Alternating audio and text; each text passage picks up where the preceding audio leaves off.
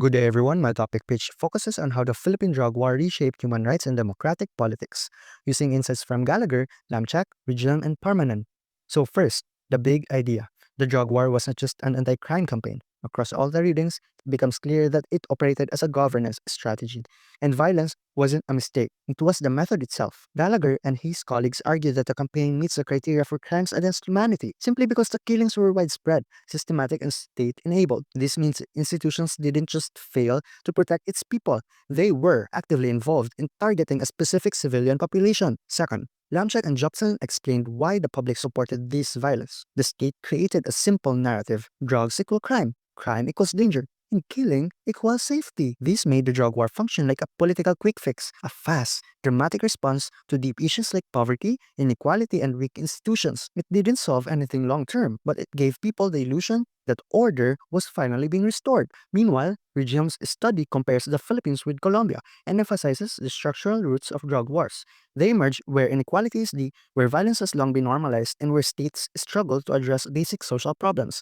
So Duterte didn't invent the idea of using force, he simply activated a long history of violent governance that the Philippines has never fully addressed. Next, Parmanen's work helps us understand the political culture behind it. Duterte crafted a persona of a macho messiah, a strong man who framed human rights as weak, elitist, or even un-Filipino. This made it easy to discredit activists, journalists, and even the victims' families. His leadership style also fed into democratic backsliding, not through formal dictatorship, but through slowly delegitimizing courts, media, and civil society until violence felt normal and criticism felt unpatriotic. All these factors contributed to the creation of hierarchy of whose lives matter. Poor communities became the primary targets, and society was conditioned to see their deaths as acceptable collateral damage. Human rights didn't collapse because people stopped believing in them. They collapsed because the state convinced the public that some people didn't deserve them. Lastly, even in this dark landscape, the literature highlights forms of resistance. From mothers documenting cases to community paralegals to independent media preserving evidence, these quiet counter movements show that even in moments of intense repression, ordinary people carve out spaces of accountability. To sum it all,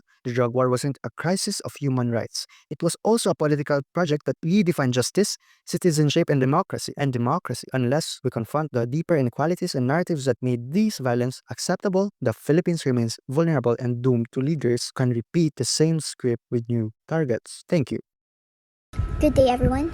My presentation focuses on the topic Duterte as the macho messiah, chauvinist populism, and the feminization of human rights in the Philippines. This presentation is based on academic readings that examine how President Rodrigo Duterte deploys gendered and masculinist language to build political support, justify authoritarian projects, and undermine critics. I will begin by explaining how Duterte's political style relies heavily on masculinity. The readings describe how Duterte consistently deploys patriarchal scripts and masculinist rhetoric to build political support. His speeches are filled with what the research calls crude and aggressive political language.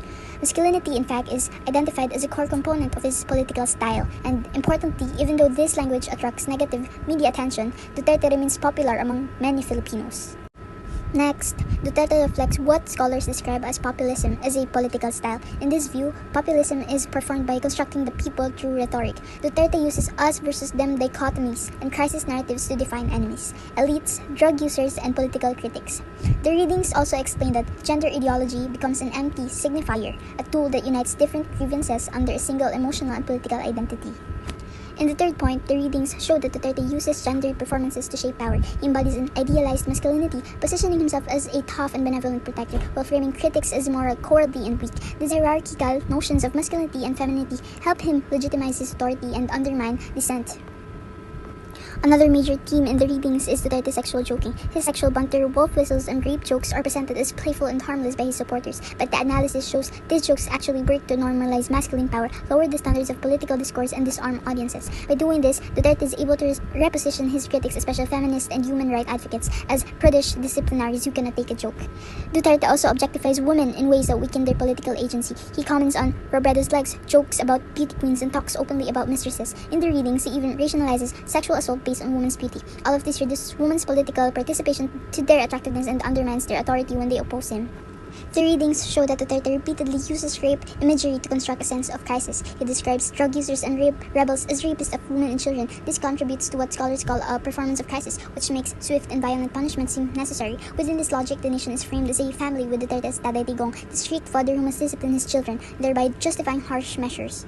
Duterte also constructs enemies of the state as sexual predators. Drug users are described as having virulent brains and raping infants or kidnapping girls. Communists are accused of molesting women and stealing wives. By portraying these groups as violent criminals, Duterte presents state violence as a form of protection rather than an abuse of power. The readings show that Duterte feminizes male critics to humiliate and delegitimize them. He calls public figures bakla or gay, including the CHR head and even the US ambassador. Human rights discourse is framed as weak and cowardly, while Duterte presents himself as the brave and decisive leader. This masculine rivalry makes compassion and due process appear unmanly. Female critics of Duterte are attacked differently through sexual humiliation. Lenny Robredo is reduced to her beauty and labeled weak. Lala de Lima is accused of immorality, threatened with exposure of a sex tape, and shamed publicly. Female rebels are threatened when Duterte tells soldiers to shoot them in the vagina. This tactics punish women who challenge his power and undermine their credibility. The readings also highlight Duterte's use of benevolent sexism. He highlights his maternal health programs and anti-violence efforts in Davao, presenting himself as a protector of women. But this support is conditional. Women who adhere to traditional gender roles are praised, while those who threaten his authority are mocked, sexualized, or punished. Duterte also frames international politics as a masculine confrontation. He describes disputes as a conversation between men and insults world leaders by telling them to go to hell or to shut up. Diplomacy is simplified into personal and macho battles, which further strengthens his strongman image. The readings show how Duterte constructs a dual image. On one hand, he is Daddy Digong, the benevolent father who shows care and emotional connection. On the other hand, he is the punisher, a leader with no patience for slow reforms or legal constraints. Critics are dismissed as callous technocrats or obstructionists, which strengthens loyalty among supporters.